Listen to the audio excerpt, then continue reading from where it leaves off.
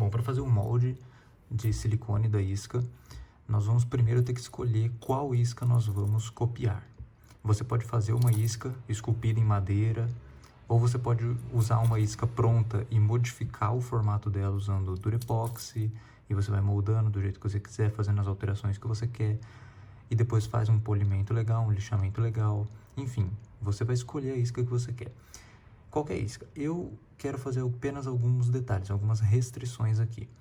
Primeiro, evite iscas como essa Yozuri, que tem muitas ranhuras, tá, ao longo do corpo. Porque todos esses ranhuras aqui são pontos onde pode juntar bolha, na hora que você estiver colocando a resina. E se juntar bolha aqui, vai ficar com falhas no produto final, ok? Então evite iscas com muitos detalhes como essa daqui. Prefira iscas mais lisas. Segundo, evite iscas de barbela muito fina. Por exemplo, essa barbelinha da Shed Wrap, nós não conseguimos fazer com que a resina penetre aqui com qualidade. Terceiro, evite iscas de superfície, como poppers, hélices, sticks, zaras. Aqui eu peguei uma Skitter Walk, por exemplo. Por quê? Porque você vai precisar colocar uma quantidade imensa de microesferas ocas, já eu vou falar mais o que é adiante, para poder fazer a resina flutuar.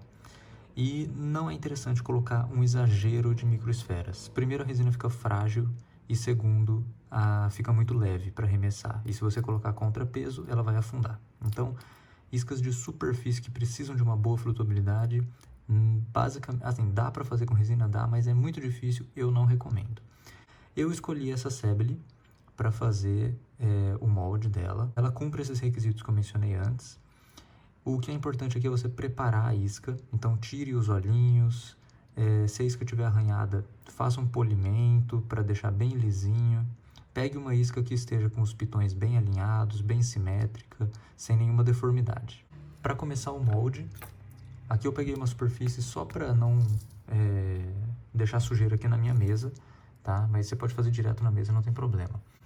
Demarquei aqui a caixinha que eu vou usar como barreira aqui para poder colocar ou despejar o silicone aqui dentro. Essa caixinha eu faço da seguinte forma, eu pego aqui uma chapa de Psy, pode ser acrílico, pode ser madeira, pode ser Lego, muita gente constrói de Lego, tá? Não tem problema nenhum. Então eu pego várias chapinhas, corto na medida que eu quero e depois eu monto usando um durex aqui no outro lado. Aí eu monto e fecho dessa forma e fica desse jeito aqui, tá? Bom, aqui nós vamos usar massinha. Aqui tem massinha de modelar para escola, enfim, massinha normal, tá? Nós vamos fazer primeiro uma bola, tá? Então aqui com a bolinha feita, lisinha, nós vamos colocar aqui em cima da nossa superfície. Vamos dar uma primeira amassada nela aqui e deixar mais ou menos aqui no formato que nós queremos. Muito bem. Aqui eu vou cortar mais ou menos no formato aqui da minha caixinha.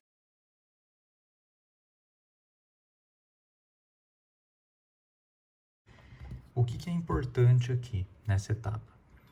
É tomar cuidado com a altura, tá? A altura tem que ser metade da altura da caixinha, ok?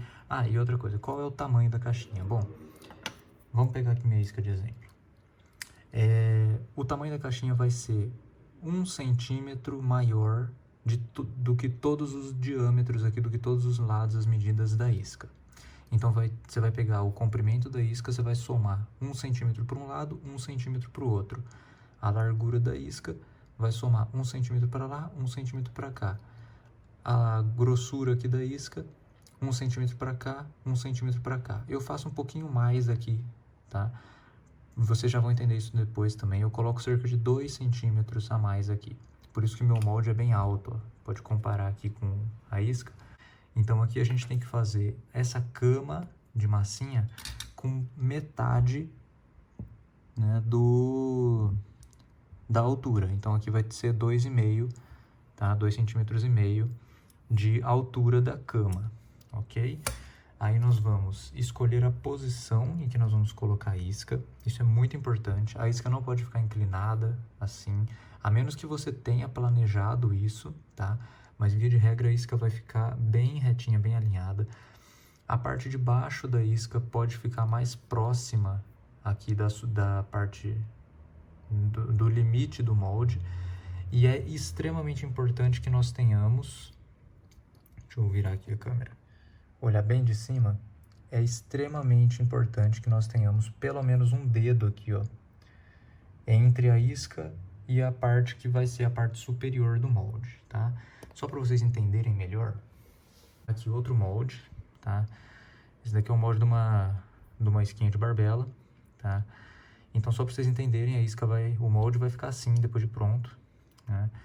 Então, aqui essa distância entre o final do dorso da isca e o final do molde tem que ser de pelo menos um dedo, ok?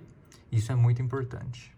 Então, eu vou pegar meu estilete e nós vamos fazer um corte aqui.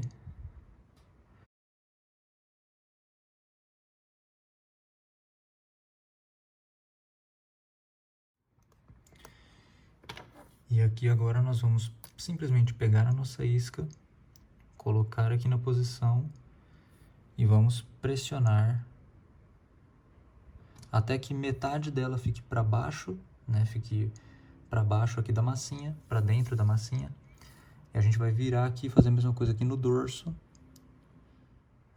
Então eu molhei minha mão, eu vou passar aqui os dedos molhados ao redor aqui de toda a isca, para poder dar uma leve dissolvida, vamos assim falar, aqui na superfície da massinha, tá? Na hora que os dedos secarem, você pega um pouquinho mais de água, tá? E vai umedecendo toda aqui ao contorno da isca. Então aqui eu fiz primeiro com os dedos e agora com um cotonete, também molhado, tá? Nós vamos passando aqui para fazer o ajuste fino, tá? Então a gente passa aqui com bastante delicadeza, tá? Ó, terminei aqui. Deixa eu levantar aqui o molde para mostrar para vocês. Bem de pertinho. Como tem que ficar sem nenhum espaço ao redor de toda a isca, tá? Bom, agora que ficou então bem perfeitinho ao redor de toda a isca, inclusive os pitões, a gente vai fazer uns furinhos. Esses furinhos vão ser essas protuberâncias aqui, ó, tá? Que elas servem para encaixar no outro lado do molde, sempre alinhado uma parte com a outra.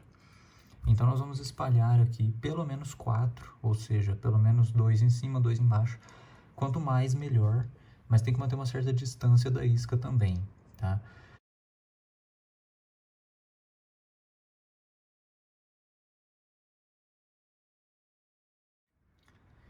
Bom, feito isso, a gente vai pegar a nossa caixinha e vamos simplesmente colocar aqui até encostar na base aqui.